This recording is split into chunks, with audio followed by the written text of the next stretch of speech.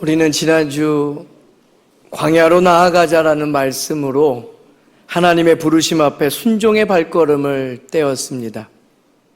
오늘은 그 걸음을 어떻게 걸을 것인가, 곧 거룩으로 걷는 법에 대해서 말씀을 경청하려 합니다. 하나님께서 광야 한가운데서 이스라엘에게 주신 매우 실천적인 명령이 오늘 본문 말씀에 기록되어져 있습니다. 옷단 끝에 술을 만들고 그 술에 청색끈을 달게 하라라는 말씀입니다. 먼저는 이 명령이 주어졌던 때를 한번 생각해 보면 좋겠습니다.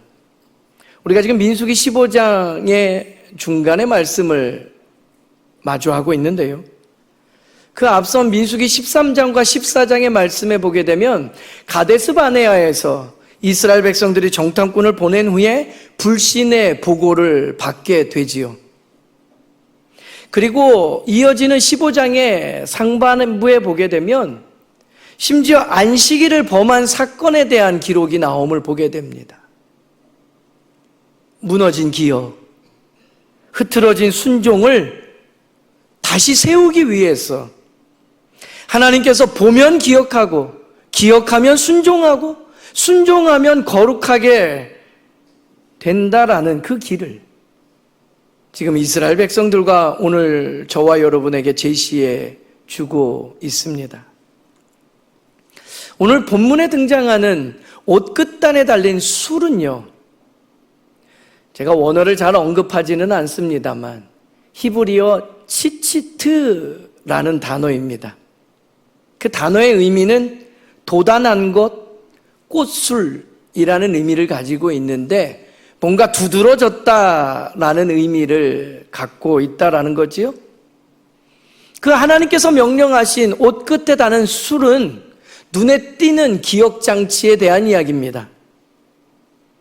그리고 그 술의 끝에 청색 실을 이어가라라고 말씀하셨는데, 우리가 잘 아는 대로 청색은요, 하나님의 임재를 상징하는 성막 휘장에 쓰였던 색깔입니다. 그리고 당대에 하나님 앞에 아무나 설 수 없을 때 유일하게 그 성소로 들어갔던 제사장들의 옷에만 사용되었던 색깔입니다. 하나님께 속한 색이라는 거지.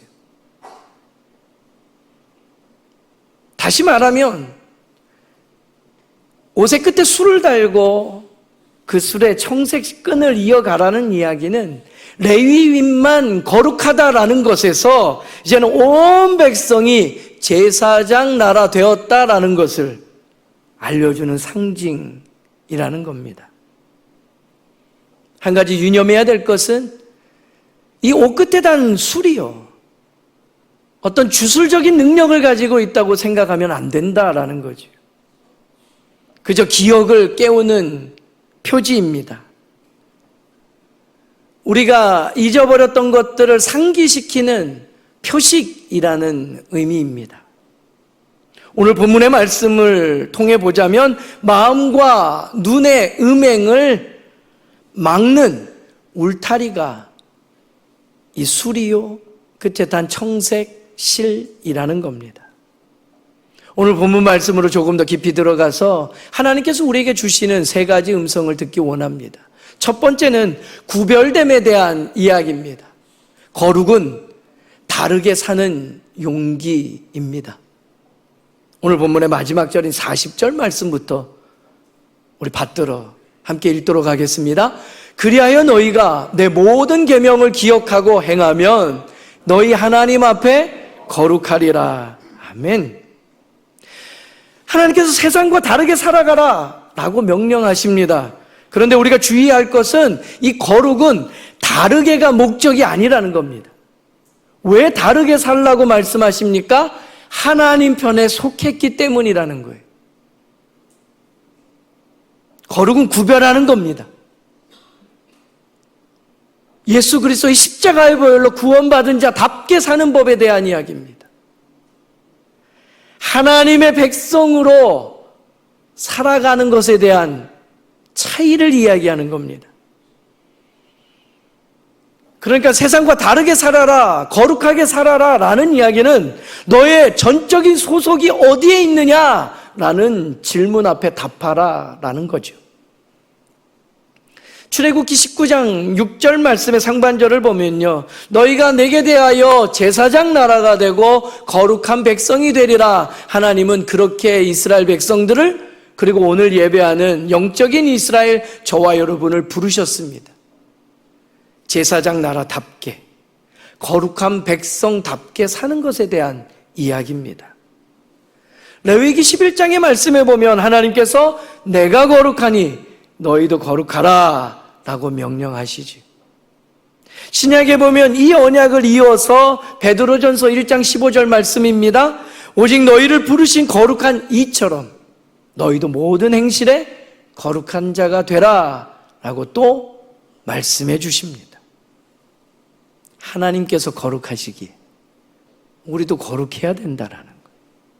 그리고 이 일을 로마서 12장에 보게 되면 이 세대를 본받지 말라라는 명료한 말씀으로 우리에게 전해집니다. 어떤 게 거룩일까요? 성경의 사건을 조금 들여다보겠습니다. 다니엘서 1장의 말씀에 보게 되면요, 포로로 잡혀갔던 다니엘과 세 친구들에게 왕실에서 일할 수 있는 기회가 주어집니다. 그런데 왕이 베푸는 산의 진미를 먹고 마시며 준비하라 할 때 이들은 그 음식을 구별합니다. 그러며 자신들을 세상과 다른 하나님의 사람으로서 거룩하게 지켜 나아가죠. 작은 구별이 큰 증거를 만들어낸 것입니다. 창세기 39장에 보게 되면 요셉의 이야기가 나옵니다. 주인이었던 보디발의 아내의 유혹 앞에서요, 도망갑니다. 비겁한 모습이 아닙니다. 그의 마음과 눈을 지키는 거룩을 보여주는 행위였습니다. 우리가 자칫 거룩하라라는 말씀을 들으면요, 주일의 예배당을 떠올리기 쉽습니다. 시간으로 이야기하면 새벽 한적한 시간 혹은 밤 늦은 시간의 고요함을 택하죠. 그런데 오늘 성경이 우리에게 보여주는 거룩의 사건은요, 우리가 늘 먹는 삼시세끼의 음식의 구별됨과 우리가 늘 마주할 수 있는 유혹의 형편 앞에서 어떻게 취하냐에 대한 이야기로 거룩을 설명하고 있음을 봅니다. 오늘 저와 여러분의 광야는 어디입니까? 우리가 거룩하기 위해서 세상과 구별됨으로 지켜야 될 것들이 어떤 것들이 있을까요? 저는 오늘 우리를 끊임없이 끌어당기는 알고리즘을 먼저 이야기하고 싶습니다. 왜 목사님? 알고리즘이요? 예, 많이 들어봤죠? 짧은 영상이 범람합니다. 자극적인 콘텐츠가 수없이 쏟아집니다.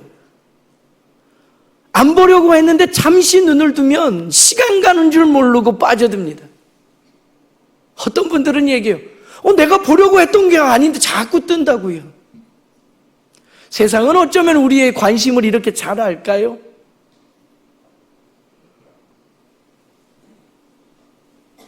비교와 과시, 영상에 가득합니다. 이러한 알고리즘에 허덕이면서 허우적거리며 벗어나지 못하는 우리에게 세상에서 거룩하라고, 구별되라고 오늘 말씀은 증거합니다.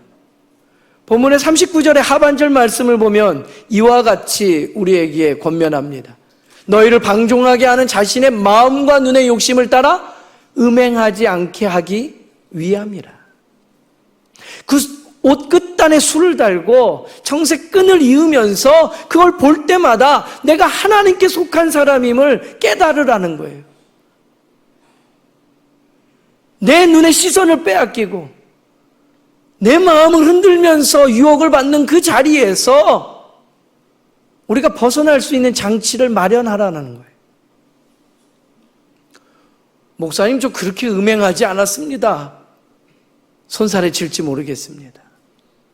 오늘 본문에 등장하는 우리의 마음과 눈의 욕심을 따라 음행한다라는 이 음행이란 단어를 좀 더 연구해 보니까요, 하나님을 떠나 마음과 눈이 욕망을 따라가는 배교라고 정의합니다. 생각보다 심각한 일입니다. 하나님을 떠나고 내가 원하는 대로 그 욕심에 이끌려 살아가며 하나님을 모른다, 배교하는 것이 음행이라는 거예요. 우리가 너무 많이 눈과 시선을 빼앗기고 살진 않습니까? 오늘 말씀은 눈을 지키는 것이 거룩의 첫 관문임을 우리에게 들려줍니다. 거룩하라고 부르시는데 우리는 어떻게 살아가면 될까요? 두 번째 우리에게 주시는 말씀은 이 상징과 헌신에 대한 이야기로, 상징은 헌신을 붙들게 한다라는 말씀입니다. 오늘 본문의 38절 말씀입니다. 한 목소리로 읽도록 하겠습니다. 이스라엘 자손에게 명령하여 대대로 그들의 옷단귀에 술을 만들고 청색끈을 그 귀의 술에 더하라. 하나님의 명령입니다. 이게 뭐 그렇게 중요한 장치일까요? 어쩌면 한 시절 유행할 만한 것으로 옷 끝에 술을 달 수도 있습니다. 그런데 그 의미를 우리에게 되새기게 하시죠.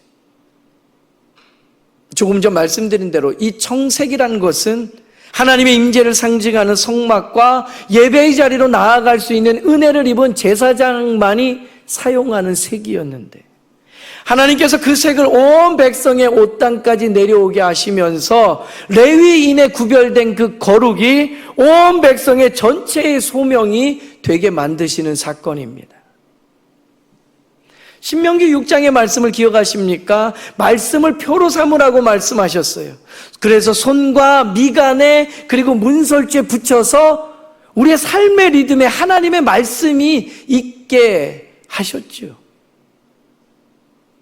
그러한 일들을 일상에서 보게 하시고 생각나게 하시고 구별되게 하기 위해서 옷의 끝에 술을 달게 하시고 청색끈을 이어라 말씀하시는 겁니다. 저 먼 옛날 구약의 말씀으로 이 말씀이 그쳤을까요? 아니요, 사실은 우린 복음서에서도 이 말씀의 사건이 연관되어 나타남을 알고 있습니다. 혹시 12년 동안 혈루병을 앓던 여인이 예수님을 만나고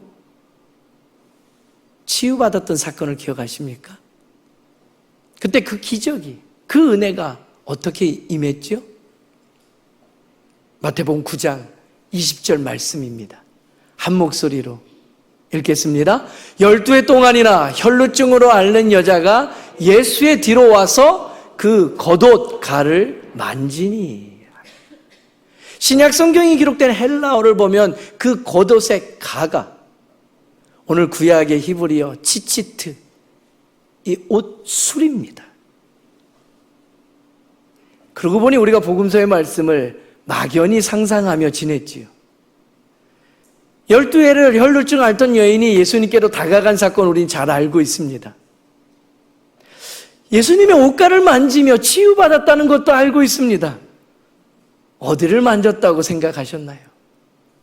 그 수많은 군중들 속에서 어깨를 두드렸다고 생각하셨나요? 예수님의 허리춤을 좀 당겼다고 떠올리시나요? 오늘 말씀은 그 겉옷에 가를 만졌다. 그렇습니다. 예수님도 유대인의 한 분으로 오셨기 때문에 성경이 말한 하나님의 명령대로의 옷을 입고 계셨기 때문에 이 일이 가능한 일이었지요. 12년 앓던 이 여인에게만 임한 은혜가 아닙니다. 복음서에 조금 더 살펴보면 많은 이들이 그 예수님의 옷술을 만지면서 치유를 경험하게 됩니다.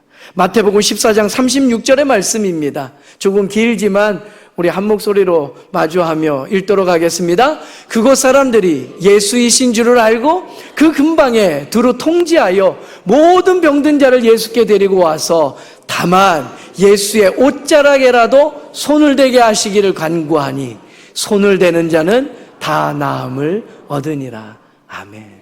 한번 따라하겠습니다. 손을 대는 자는 나음을 얻으리라. 할렐루야. 예수님의 그 옷자락 끝에 술을 만지며 우리가 생각하지도 못했던 수많은 사람이 치유와 그 회복을 경험하게 됩니다. 상징이 믿음을 집중시키는 통로가 된다는 것을 우리가 마주하고 있습니다. 그러나 또한 우리 예수님께서는요, 이것이 어떤 형식이 되거나 주술이 되면 안 된다는 것을 이미 경고하셨습니다. 바리새인과 서기관들의 모습이요. 마태복음 23장 5절의 말씀에 보게 되면요, 예수님께서 그들의 모든 행위를 사람에게 보이고자 하니 곧 그 경문띠를 넓게 하며 옷술을 길게 하고 다니는 그들의 모습을 책망하십니다. 그러니까 하나님의 명령이라고 우리가 지켜 행하긴 하지만 그 뜻과 은혜를 모르면서 길게 늘어뜨리고 나 말씀대로 사느니요 라고 이야기한다면 이건 뭔가 잘못됐다라는 거지. 오늘 말씀을 들으면서 내 옷 끝에도 그럼 술 달아야 되겠네 생각하시는 분 없잖아요. 그 행위에 대한 이야기가 아니라는 말씀이죠. 표는 믿음을 돕는 창이지 믿음 대신 될 수 없고 되어서도 안 된다라는 겁니다. 성경의 사건을 조금 더 들여다보기 원합니다. 민수기 오늘 본문에서 조금 더 내려가면 17장이에요. 각 지파의 사람들이 왜 아론만 하나님께 택함을 받고 기름을 받았냐라고 나도 당신과 같지 않냐라고 외치기 시작합니다. 그때 하나님께서 각 지파의 대표들의 지팡이를 모으라 하시지요. 어떤 일이 벌어집니까? 아론의 지팡이에만 싹이 나는 거예요. 죽은 나무로 베어 만든 나무인데 그 지팡이에 싹이 어떻게 납니까? 하나님의 기름 부으신 자만의 특별한 은혜라는 거지요. 이 일을 통해서 이스라엘 공동체는 다시 순종으로 돌아오게 됩니다. 그리고 이후에 이 아론의 싹난 지팡이는 이스라엘 백성들이 볼 때마다 하나님의 말씀에 순종해야 된다는 것을 알게 하는 표가 되지. 여호수아서 4장에 보게 되면요, 약속의 땅에 들어가기 직전에 요단강을 이스라엘 백성들이 건너는 사건을 보게 됩니다. 위에서부터 내려오는 물이 제사장들이 발을 딛자 끊깁니다. 백성들이 홍해를 건널 때처럼 마른 땅을 건너게 되지요. 이 사건을 경험하면서 이스라엘 백성들은 요단 그 한가운데 있던 돌을 12개 모아서 세웁니다.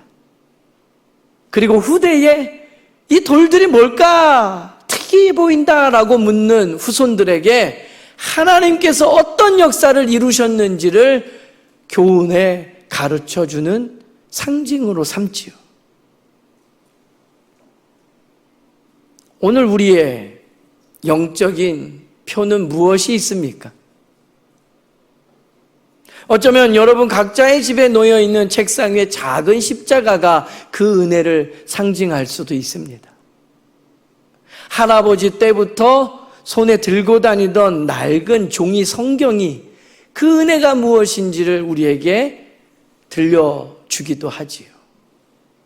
명절 때든 가정 예배 때든 함께 교회에서 제공한 믿음의 고백문을 읽으면서 우리는 그 은혜를 떠올리기도 할 수 있습니다. 이런 표들은 헌신을 붙드는 못이 되어서 우리로 하여금 견고하게 믿음 지키며 살아가게 합니다. 다만 예수님께서 말씀하신 것처럼 그 표를 절대화하지 마십시오. 상징이라는 것은 우리의 헌신을 붙드는데 쓰임받을 뿐입니다. 그러면 이런 상징을 통해서 우리는 그 옷 끝에 딴 술과 이어지는 청색 끈으로 어떻게 살아가야 된다라는 이야기를 하시는 걸까요? 오늘 세 번째 우리에게 주시는 말씀의 은혜는 일상 속의 거룩에 대한 이야기입니다. 작은 기억이 큰 거룩을 만들어낸다라는 말씀입니다. 오늘 본문의 39절 말씀 한 목소리로 읽도록 하겠습니다.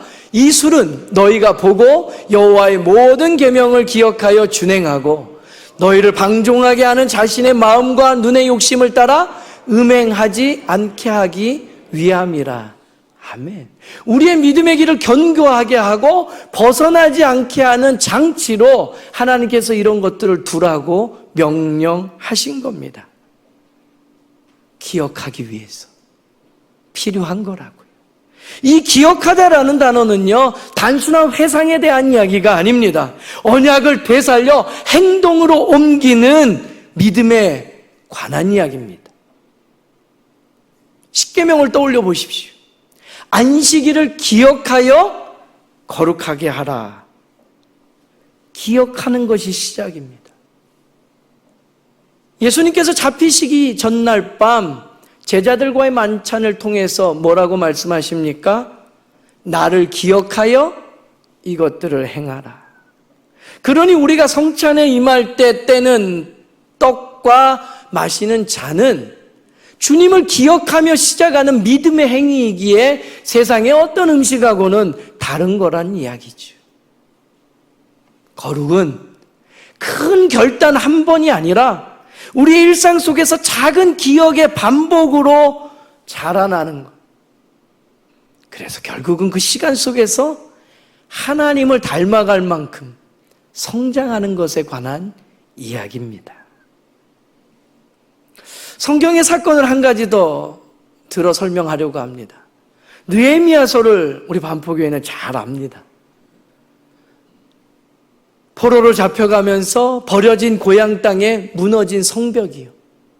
일상을 살아갈 수 없는 그 구조에 그 고향 땅을 재건하려는 하나님의 비전을 꿈꾸며 느헤미야가 백성들과 함께 나아갑니다.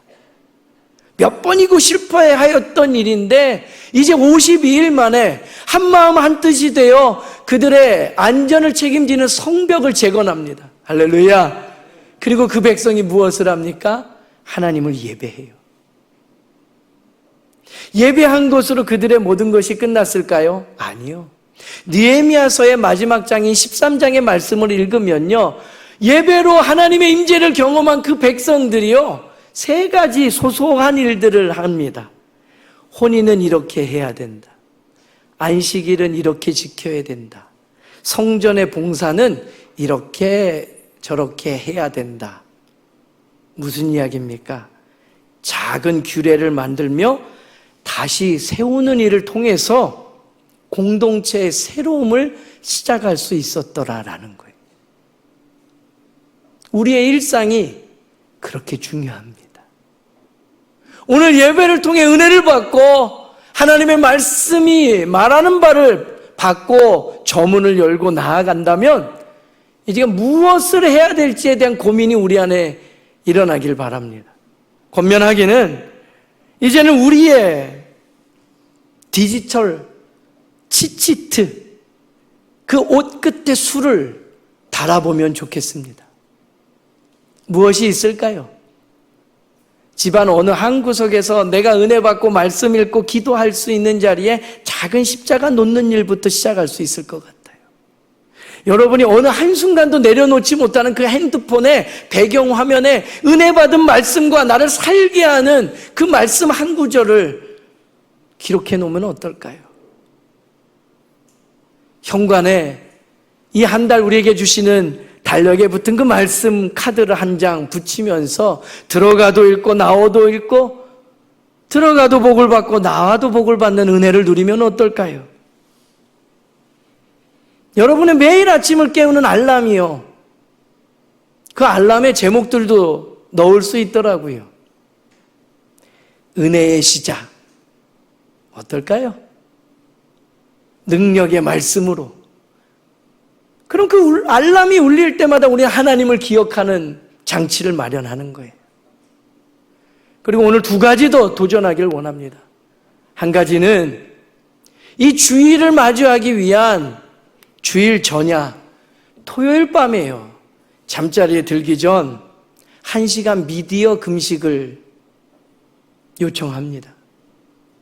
주말 나른한 시간까지 집중해서 보지도 않는 그 영상 켜놓고 꾸벅꾸벅 졸면서 밤 맞이하면서 주일을 시작하지 마십시오.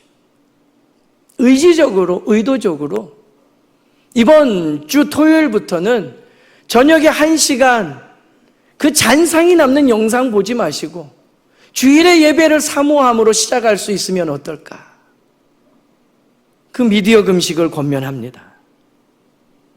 또 한 가지는 여러분 요즘은 쇼핑이 굉장히 쉽습니다. 버튼 하나만 누르면 자동으로 입력된 결제까지 한순간에 이루어지는데 그 결제 버튼 한번 누르기 전에요. 한 10초만 머물러 보십시오. 그리고 생각하십시오. 이 선택이 내 눈과 마음을 어디로 이끌고 가는가에 대한 질문이에요. 말씀을 정리합니다. 사랑하는 여러분, 오늘 우리의 소매에 달린 그 술은 무엇입니까? 무엇이 우리의 눈을 붙잡고 무엇이 우리의 마음을 일으켜 하나님을 기억하게 있습니까? 오늘 말씀은 우리에게 분명하게 가르칩니다. 보면 기억하고 기억하면 순종하고 순종하면 거룩한 길을 걷는다고요. 그 작은 표 하나, 그 작은 규례 하나로 한 주를 하나님의 사람답게 구별하여 살아가며 하나님 말씀하시는 거룩한 삶을 살아가는 저와 여러분 되기를 간절히 소망합니다. 우리 이 시간에